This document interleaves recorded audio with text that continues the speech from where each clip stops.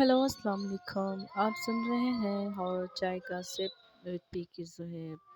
कैसे हैं आप लोग फ्रेंड्स? यकीनन आप लोग ठीक-ठाक होंगे। आज की कहानी शुरू करते हैं चाय की गरम-गरम कप के साथ। ये कहानी आयज़ा की है। ये सब तकरीबन 3 हफ्ते पहले शुरू हुआ। एक रात खटखट की आवाज़ की वजह से उसकी आँख खुल गई। उसे लगा हवा की वजह से है। वो फिर सो गई। पर अगली रात आवाज़ और ज़्यादा आने लगी और मुसलसल आती रही जब तक खिड़की की आवाज़ रुक न गई। वो बिना हिले एक ही जगह पर बैठी रही। डर की वजह से वो कँपकँपा रही थी।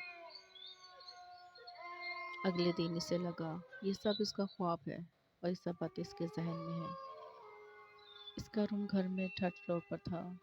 आसपास कोई दरख्त और पाइप भी न था कि कोई चढ़कर ऊपर आता। और वैसे भी रात को ऐसी आवाज़ें तेज़ हवा चलने की वजह से भी आ जाती हैं। ऐसा सोचकर इसने खुद को नॉर्मल किया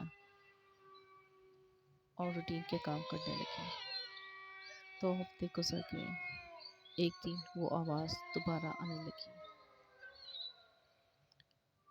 वो अपने नीचे वाले रूम में बैठी पेंटिंग कर रही थी और टीवी पे न्यूज़ चल रही थी कि अचानक से वो आवाज़ फिर खिड़की पे आने लगी।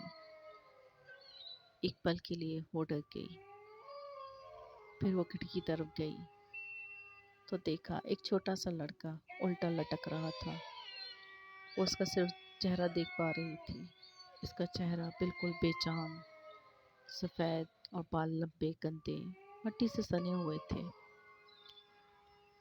जब तक उसने उसकी आंखें ना देखी थी तब तक वो उसको कोई भिखारी फकीर समझ रही थी। इसकी आंखें इंसानों की जैसी ना थी। गोल बड़ी बड़ी पलकें फैली हुई बड़ी बड़ी। वो आयज़ा को देख के अजीब सा मुस्कुराया। वो वैसे ही उल्टा लटके हुए खिड़की को खटखटा रहा था। आयज़ा डर के पीछे हटी। उसकी पेंटिंग्स नीचे गिर गई और सारे कलर फैल गए। लड़का बोला, हेलो मैडम, अंदर आने दोगी? वो बहुत डर गई और खिड़की पे पर्दा डाल दिया। उस दिन के बाद वो बार बार इसकी खिड़की पे आता, खिड़की बजाता और बोलता, हेलो मैडम, अंदर आने दोगी? वो बहुत डर गई। उसने कहा, नहीं, अब मैं कभी खिड़की नहीं खोलूंगी, बिल्कुल भी नहीं खोलूंगी। कई दिनों तक जब वो सो के उठती तो ऐसी ही आवाज़ें आती। कभी एक खिड़की कभी दूसरी खिड़की खटखटाती। उसने हर वक्त पर्दे डालने खिड़की पे हर वक्त पर्दे डाल के रखना शुरू कर दिया और उस आवाज़ पे ध्यान देना भी बंद कर दिया। पर बार बार खटखटाने की आवाज़ के साथ साथ उसकी भी आवाज़ आती, प्लीज़ मैडम, मुझे अंदर आने दोगी? मैं एक अच्छा लड़का हूँ। इसका दिमाग ख़राब होता जा रहा था। वो अंदर से थोड़ा सा हिल गई थी। वो लीड सिटी में एक छोटा सा कैफ़े चलाती थी। बड़ी मुश्किल से हिम्मत करके वो अपने काम पर जाती थी और वापस आके यूं ही डरी सहमी कमरे में बैठी रहती। कुछ दिन तक सब यूं ही चलता रहा।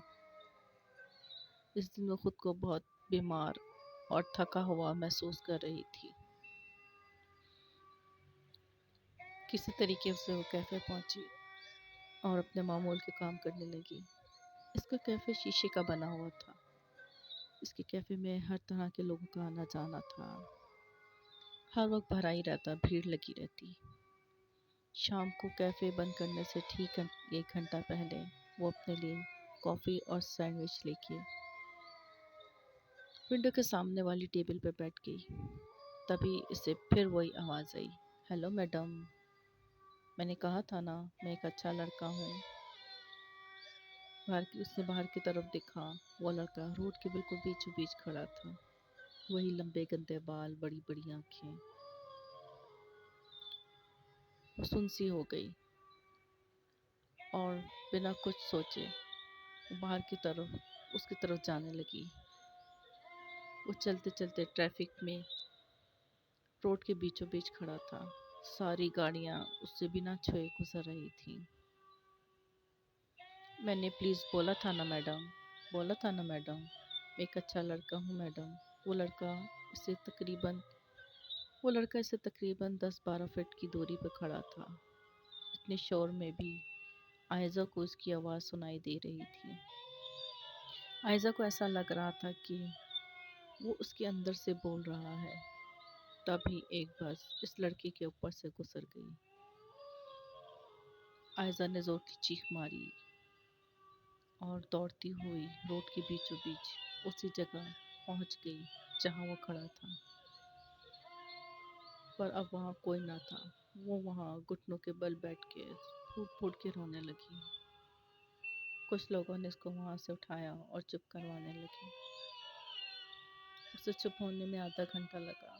وہ کیفے بند کر کے گاڑی میں بیٹھ کر سیدھا گھر چلی گئی۔ وہ گھر جاتے ہی واش روم میں گئی، اپنا منہ دھو کر چہرہ شیشے میں دیکھا جو بہت بیمار اور ڈرا ہوا تھا۔ وہ بہت کمزور ہو گئی تھی۔ یہ کیا حال کر لیا ہے میں نے اپنا، ایسے تو میں پاگل ہو جاؤں گی۔ اپنا چہرہ پونچھ کر وہ بیڈ روم میں آ گئی۔ وہاں پہنچ کر وہ ایک دم سن ہو گئی۔ وہی لڑکا کھڑکی میں بیٹھا، اندر کی سائڈ پہ اپنی ٹانگیں لٹکائے، پتلی پتلی ٹانگیں لہراتے ہوئے وہ بولا، ہیلو میڈم، آج کھڑکی بند کرنا بھول گئی؟ وہ عائزہ کی طرف آیا اور اس کا ہاتھ پکڑ کر کو کھینچنے لگا۔ اس کا ہاتھ ایک دم ٹھنڈا برف کی طرح تھا۔ عائزہ اس سے اپنا ہاتھ چھڑانے لگی۔ وہ پیچھے ہو کے کھینچتی اپنے آپ کو، لیکن اس کی گرفت اتنی مضبوط تھی کہ وہ اس کو کھینچتا ہوا کھڑکی کی طرف لے آیا۔ عائزہ بولی، پلیز مجھے چھوڑ دو۔ اس سے زیادہ اس کے گلے سے آواز نہ نکل رہی تھی۔ وہ اسے گھسیٹتا ہوا کھڑکی کے اوپر لے آیا۔ عائزہ کو ایسا لگا وہ خود بخود کھڑکی پہ چڑھنے لگی ہے۔ لڑکا بولا، میں نے بھی پلیز بولا تھا نا میڈم۔ پھر اس کے بعد عائزہ نے نیچے چھلانگ لگا دی۔